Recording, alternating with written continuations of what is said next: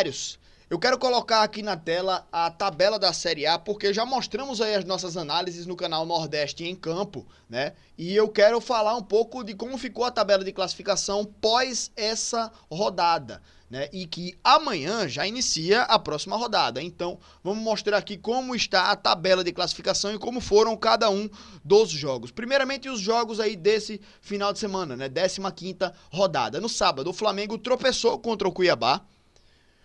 Inclusive quebrou minha banca, né, nas apostas que eu fiz. Eu fiz 3 apostas, todas eu botei o Flamengo. Fui burro também, né? Um resultado que houve um tropeço, eu perdi todas. É foda. Eu ia acertar pelo menos 2, se não fosse o Flamengo. Mas enfim, acontece. Por isso que eu falo, né? Quando for apostar, tenha responsabilidade. Aposte sempre um dinheiro que não vai te fazer falta. Ou seja, eu perdi a banca todinha, né? Mas eu botei dinheiro no CSA, então recuperei tudo. Ainda tive mais lucro ainda. Mas enfim, o Flamengo empatou, né? Acabou desperdiçando pontos e era um ponto importante aí também para a equipe do Cuiabá, na pontuação na tabela. O São Paulo vence a equipe do Bragantino, belo resultado, coloca o São Paulo ali na mesma pontuação do Bahia, dentro do G4, inclusive é o São Paulo aqui onde tá, quarto colocado, 27 pontos, mesma pontuação aqui do Bahia e ultrapassou o Bahia no saldo de gols. O Cruzeiro, 100% de aproveitamento em casa, assim como o Bahia, 3-0 no Corinthians, e o Corinthians segue na zona do rebaixamento, aqui assim como o Grêmio e o Fluminense, né, que são times aí ditos daqueles grandes e tal, né, situação do Fluminense muito pior, né, do que todos os outros, mas Corinthians e Grêmio também não estão confortáveis com essa situação, assim como não está, claro, o Atlético Goianiense. O Fortaleza venceu o Fluminense, como a gente tinha falado nesse último vídeo, né? O Fortaleza venceu um jogo em que o Fortaleza não foi brilhante, mas não poderia ter perdido esses pontos e não perdeu os pontos. Venceu, fez a parte dele. E até aquele negócio, né? Criou oportunidades, mas a bola não entrou, sendo que é aquele negócio, né, velho? A fase do Fortaleza é muito boa. E aí é aquele negócio, uma hora a bola vai entrar. Martela, martela, martela, uma hora a bola entra. Foi o que aconteceu. E não foi uma jogada trabalhada. O Fortaleza conseguiu trabalhar algumas boas jogadas, mas exatamente esse ponto que eu falei, de que uma hora a bola vai entrar, é que saiu, tipo, não foi uma jogada trabalhada, foi no escanteio. Bola na área pro gol, né? Saiu. Então tem esse ponto também. A fase do Fortaleza, eu acho que nesse jogo até jogou a favor do Lion. Sabe? Juventude 3-0 no Grêmio. Eu tinha apostado no Juventude, velho. Eu acho que eu até coloquei na live aqui, no próprio sábado, que o Juventude iria ganhar do Grêmio nos palpites. E nas apostas que eu fiz, eu coloquei Juventude. Eu me quebrei por causa do Flamengo, né? Lá em cima. Mas eu botei Juventude nesse jogo aqui.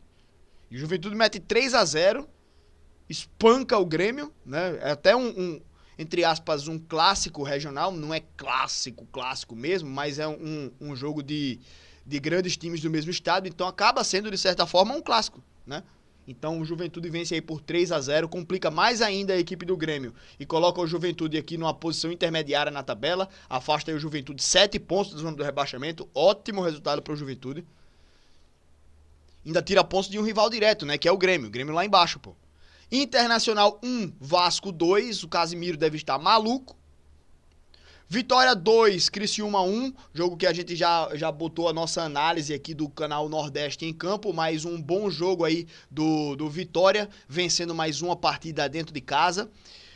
E o Bahia que perde para a equipe do Palmeiras. Também o vídeo foi reproduzido aqui no nosso canal, na nossa live, mas realmente o Bahia tentou, né? Tentou botar para jogar contra o Palmeiras, em determinado momento teve aí controle do volume de jogo, mas que o Palmeiras é um grande time. E perder para o Palmeiras não é nenhum absurdo, certo? Principalmente na casa dos caras. O que importa para o Bahia agora é levantar a cabeça e não deixar se abalar com esse resultado. Tem que encarar com naturalidade, claro que não pode ficar confortável nem feliz com esse resultado, perder é sempre ruim, mas que tem que entender que esse resultado é um resultado que não é absurdo, tá? Então, levantar a cabeça e focar no próximo jogo agora, não deixar isso abalar. Atlético Goianiense e Atlético Paranaense, né, o clássico da cidade de Atlético. O Atlético Paranaense venceu 2-1, né? Tava confiante aí também no Atlético Paranaense, que nesse jogo fora de casa venceu e no jogo dentro de casa perdeu. Geralmente era o contrário o Atlético Paranaense. Ganhava tudo em casa, perdia tudo fora. Esse ano tá oscilando demais aí a equipe do Atlético Paranaense. E o Botafogo que deu um pau no Atlético Mineiro 3-0 para encerrar aí a rodada. E o Atlético Mineiro é um time que já vem aqui para baixo, né, para 12ª posição. Um time que nesse ano, já falei várias vezes, que tá me surpreendendo negativamente. E esse 3-0 para o Botafogo também me surpreendeu demais. Não só isso, mas também o time do Atlético, ele vem não pontuando tanto, né? 7 pontos nos últimos 5 jogos. Perdendo para adversários até que a gente imaginava que são tecnicamente bem inferiores. Então o Atlético esse ano vem realmente decepcionando, cara, na minha opinião. Até, se não me engano, foi campeão mineiro, né? E veio o Cruzeiro brigando num patamar bem superior na tabela. Bem superior não, são 5 pontos de diferença, mas que o Atlético vem decepcionando bastante, vem mesmo.